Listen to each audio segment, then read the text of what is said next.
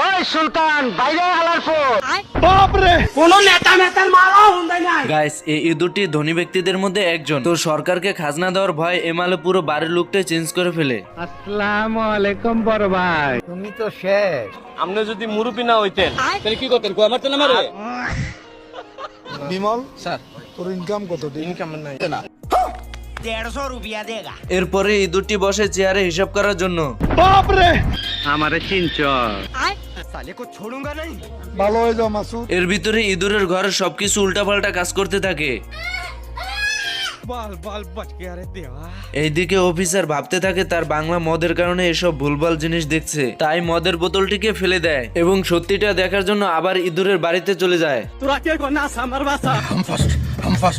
আসসালামু আলাইকুম মোটা খাসি।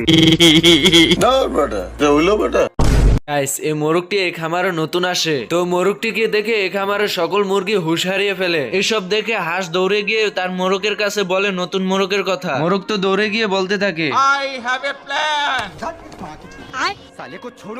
তুই কিন্তু বহুত বড় জায়গা হাত দিছস বাদশা।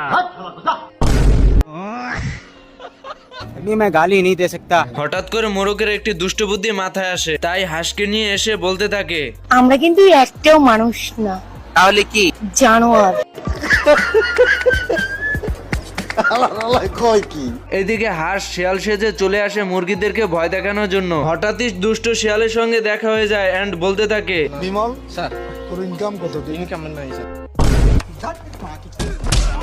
আজ প্রথমবার কইছস, তাই মাফ করে দিলাম।